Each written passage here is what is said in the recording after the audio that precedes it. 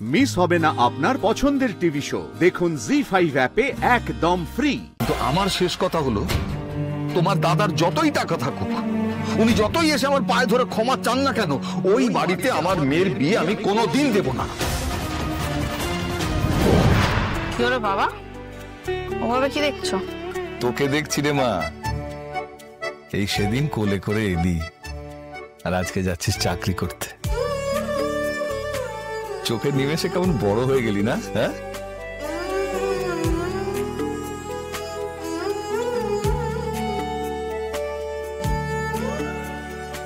আর আমাকে ভালো করে বড় করতে গিয়ে তুমি নিজের দিকেই কখনো তাকাওনি।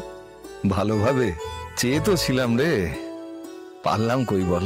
বাবা, তুমি আমাকে যেভাবে মানুষ করেছো আমার কোনো আফসোস নেই। তোমার কি মনে হয় তুমি ঠিক করে মানুষ হতে পারিনি? কোনো খামতি এসে গেছে? না না, তুই যথেষ্ট মানুষের মতো মানুষ হয়েছিস রে মা। তোকে দেখলে আমার গর্ব হয়। তুই এবারে মাথা উঁচু করে রাস্তা দিয়ে হেঁটে যাবি, আর আমরা বলবো ওই যে আমাদের অপু, আমাদের মেয়ে অপু। ওম শান্তি, ওম শান্তি। ঠাকুর সহায় হও। মাথাটা নিচু কর, মাথাটা নিচু কর। ঠাকুর সহায় হও, ঠাকুর সহায় হও, ঠাকুর সহায় হও। শান্তি দাও ঠাকুর, শান্তি দাও। মেয়েটার একটা হিল্লে করে দাও ঠাকুর। চাকরিটা তো পাইয়ে দিলে, এবার একটা ভালো সম্বন্ধ পাইয়ে দাও। হিল্লে করে দাও ঠাকুর। এইসব কি কথা সুমি? মেয়েটা সবে একটা নতুন চাকরি পেলো, আর তার মধ্যে তুমি এই সমস্ত কথা। শোনো, মেয়ে মানুষ যতই চাকরি বাকরি পাক না কেন, একটা ভালো সম্বন্ধ হাতছাড়া হওয়া কি ভালো কথা? মা, তোমার কি মনে হয় ওনারা ভালো? বল। আরে তুই ভুল বুঝছিস মা। আমি বুঝতে পেরেছি শেফালির দাদা ভদ্রলোক, একটু মেজাজি, কিন্তু আরে ছেলেটা তো ভালো, ও তো চুপচাপ ভালো মানুষ বলছে। সুমি, এই ধরনের ছেলেকে না ভালো মানুষ বলে না, এদেরকে বলে মেরুদণ্ডহীন। ওর বাবা ওর সামনে আমাদেরকে কিরকম ভাবে অপমান করলো, কত কথা শোনালো। ছেলেটা কিছু বললো? চুপ করে থাকলো। একবারও বলেনি যে বাবা তুমি ভুল করছো, এটা অন্যায় করছো, একবারও বলেনি। আর সে বড়দের মুখে মুখে কথা বলবে না। শোনো সুমি, অপু এখন মন দিয়ে চাকরিটাই করবে, ওর বিয়ের কথা তুমি পরে ভেবো। অদ্ভুত ব্যাপার তো, বিয়ের কথা পরে ভেবো? চাকরি বাকরি করে কেউ কোনোদিনও রাজরানী হতে পেরেছে? এই চাকরি করে রাজরানী হতে পারবি না রে মা, সেটা বিয়ে করেই সম্ভব। আর ভৈরবী মা যা যা বলেছেন আমি বিশ্বাস করি সত্যি হবে।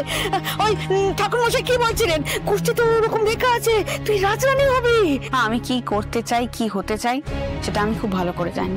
আমার রাজরানী হওয়ার তো কোনো ইচ্ছেই নেই, বিশ্বাস কর। তোর ইচ্ছের উপর কিচ্ছু নির্ভর করছে না, এটাই তোর ভবিতব্য। তোর কপালে যা লেখা আছে তাই তো হবে। কেউ তো তোরা বাড়িতে থাকিস না সারাদিন, আমি থাকি। আমি জানি কতটা দম বন্ধ করা পরিবেশ এটা। আমার অর্ধেক জীবন এখানেই কেটে গেছে অপু। আমি চাই না তোর জীবনটা এইভাবে নষ্ট হোক। তোকে এখান থেকে যত তাড়াতাড়ি বিয়ে দিয়ে আমি সরিয়ে দিতে পারবো তবে আমার শান্তি হবে। তখন আমার কষ্ট অর্ধেক হয়ে যাবে রে অপু। মা, আমি চাকরি করেই তোমাদের সব কষ্ট কমিয়ে দেবো, তুমি নিশ্চিন্তে থাকো। ভগবান, নিশ্চিন্তে থাকবো কি করে? তোরা বাপ বেটিতে মিলে আমাকে নিশ্চিন্তে থাকতে দিচ্ছিস? যতদিন না তোর একটা ভালো সম্বন্ধ আসছে ততদিন কিচ্ছু হবে না। ভালো সম্বন্ধ হবে না।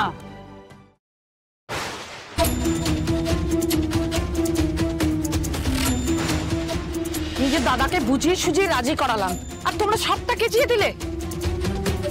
আমার তার এখন মুখ দেখানোর জন্য নেই। এই নাও তোমার সেলাইয়ের বাক্স। তোমাদের আমি নিজের বলে মনে করি, আর তোমরা কিনা এইভাবে আমার মাথা হেট করালে। তোমাদের সাথে আর কোনো সম্পর্ক নেই। শোনো শোনো শেফালি, শোনো, এরকম করো না। আরে কি মুশকিল, তুমিও ভুল বুঝবে এরকম। তোমাদের সাথে কোনো কথা নেই। আর অপু, তোকে আমি রুমপার থেকে কোনো জায়গায় আলাদা করিনি কখনো। আর তুই, ছি ছি, তুই যদি আমার মেয়ে হতি না। নিজের মেয়ে হলে কি করতে শেফালি মাসি? ওরকম একটা ফ্যামিলিতে নিজের মেয়ের বিয়ে দিতে পারতে, যারা প্রথম দিনই আমার মা বাবাকে এতটা অপমান করে। সব থেকে বড় অপমানটা তো তোকে করেছে রে অপু। না, তুমি বলো শেফালি মাসি, এখানে আমার ভুলটা কোথায়? ভুল নেই, কিন্তু বাড়িতে না জানিয়ে কোথা থেকে চড়ে বেরিয়ে এলি আর আমার দাদারা এসে বসে আছে তোর জন্য, তাদের খারাপ লাগতে পারে না? ওনাদের যদি এতই অপমান হয়েছিল তাহলে তো চলেই যেতে পারতেন। কে এত অধিকার দিয়েছে আমাদেরকে এতটা অপমান করা? এই দাঁড়া দাঁড়া, চুপ কর। শেফালির কতটা খারাপ লেগেছে ভাবতো, তুই এইভাবে কেন বলছিস? ওর তো মাথাটা হেট হয়ে গেছে। ও ভালো মুখ করে একটা সম্বন্ধ এনেছিল। মা চুপ কর তো, তুই চুপ কর, আর একটু কথা বলবি না। আজ কেন এসব কথা বলছো? কাল তো চুপ করেছিলে।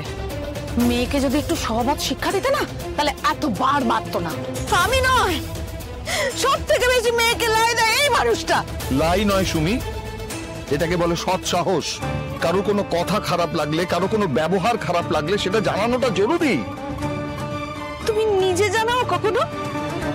নিজের খারাপ লাগাগুলো নিজে মুখ ফুটে জানাও? আমি তো বলি না, আসলে আমি বলতে পারি না, কিন্তু আমি চাই আমার মেয়েটা বলুক।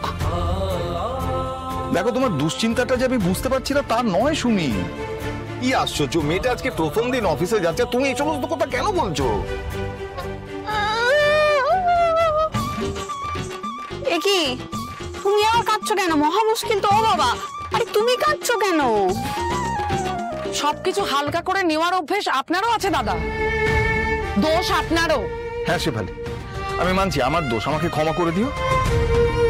তোমার কিসের দোষ বাবা? না তোমার কিসের দোষ সেটা তো আমি বুঝতে পারছি না। তুমি কি দোষ করেছো? চুপ কর অপু, আমি কথা বলছি, তুই চুপ করে থাক। কথা বলো, কথা বলো, যে যার ইচ্ছে মতো কথা বলো, যে যার ইচ্ছে মতো চলো। এই বাড়িতে শুধু আমার কথার দাম নেই, ঠিক আছে? থাকো তোমরা বাপ মেয়ে মিলে, আমি বাড়ি ছেড়ে চলে যাও। কি সব বলছো বলো তো সুমি তুমি? হ্যাঁ, উল্টো পাল্টা কথাবার্তা।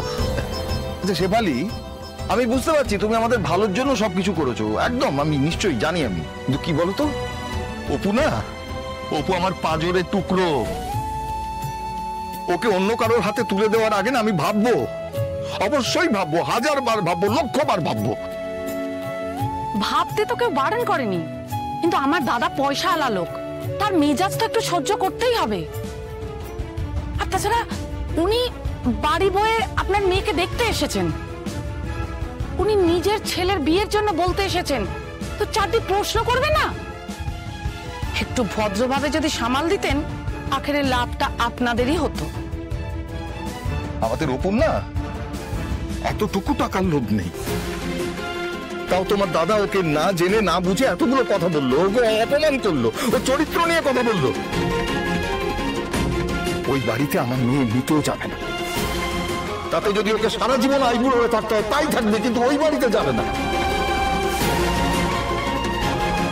সুস্মিতার কেন খারাপ লাগছে আমি জানি না, কিন্তু আমার শেষ কথা হলো, তোমার দাদার যতই টাকা থাকুক, উনি যতই এসে আমার পায়ে ধরে ক্ষমা চান না কেন, ওই বাড়িতে আমার মেয়ের বিয়ে আমি কোনোদিন দেব না।